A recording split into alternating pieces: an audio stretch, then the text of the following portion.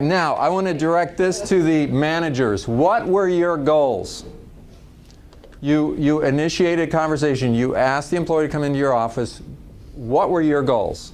Okay, now I know there were some goals that were stated in the briefing sheet, and I wrote them in such a way that it was obvious that you were in an emotional state when you were saying, this is what I'm going to do, okay? But now let's just say the employee has come in and sat down and you're adjusting to your reactions. As you were moving through the conversation, what were your primary goals? Somebody tell me. To find out what caused the outburst. What to find out? What did you find out? Yes. Okay, good. You met your goal. What else? To try to identify the next steps. You know, we couldn't resolve it in this meeting, Okay. Where do we go from here? but talk about, you know, next week and Okay. next week. Okay, and you did that then. You accomplished your goal. Whether Gail heard me, I don't know. Okay, okay. Yeah. It was, yeah. I'll get to that. In my mind, that's what. In your mind, yeah, and that's all I'm looking for is what were your goals? Okay, what other goals? What other goals did anybody have? Oh, let's talk about this now. What kind of goals could you have given the situation? What kind of goals? Somebody tell me, what kind of goals could you have? Make sure that the employee understands and acknowledges that what they did was inappropriate and Okay. it will never happen again. Okay, so in a goal to get them to admit what they did that was inappropriate. Because if they don't see it, you have a problem. And I think that's often the situation that we have when we're trying to correct behavior and there's conflict going on, is getting the other person to see what they need to see. And a lot of times, by the way, that doesn't happen. And by the way, when the goal is compliance, it almost never happens. Because as soon as you start to wield that heavy authority on them, they resist it. And in their resistance, they don't really see and they don't want to see. All they see is that you are a jerk. That's what they see. Okay. All right, so what other kind of goals could you have? To get the work done. To get the work done. Yes, right. How many of you executed some kind of a plan during the course of this to where you're pretty confident, managers, that this work will be done on Monday? Okay. That's not so good. All right.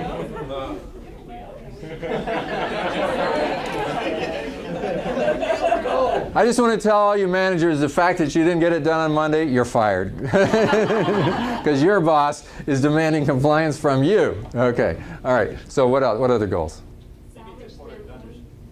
I think it's important to understand why, get to the root cause of what happened. Why did this whole situation happen? Yeah. What were the things that contributed to it? Now, contribution is an important concept of conflict management.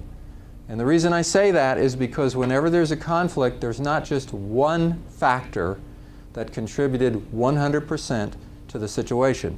There are multiple factors, and in fact, when a manager is involved, usually that manager has contributed in some way to this situation happening.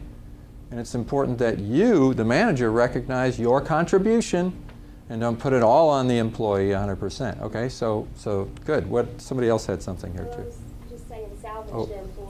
Because Salvage obviously the it's an employee if you want to promote them. Yes, that's a really good point. At some point in time, you thought this is a person of all the other people who could be promoted to supervisor, and now one incident has happened, but does that mean that now it's all over and the employee should be fired, or can you salvage the employee? Can you turn the situation around in some way? I mean, that could be an important goal. Is it easy to find good people? I don't think so. I don't think so. And you know, we all make mistakes.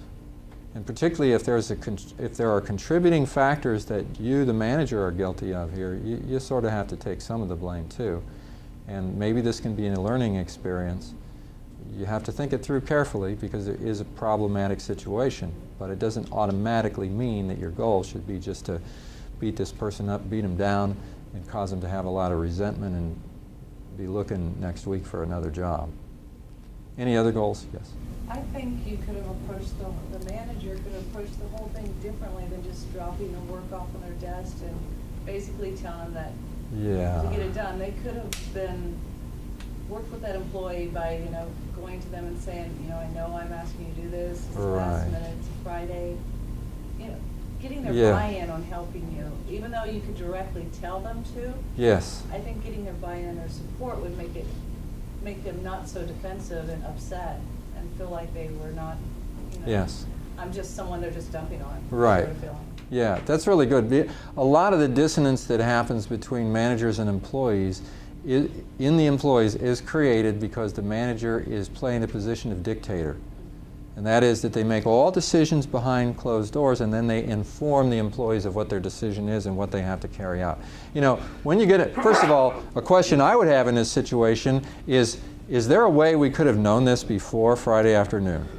I mean, why is this happening? And I mean, maybe in some cases there's nothing that could be done, okay? But generally, when you really start to investigate it, you find that somebody could have done this a little bit sooner. And that's always something that we have to look for because time is an issue. And a lot of times people are not given enough time to do a good job on something, and then we get sloppy work as a result. And all it would have taken is somebody thinking priority and letting somebody else know Right. what needs to be done sooner, and the manager has responsibility for that.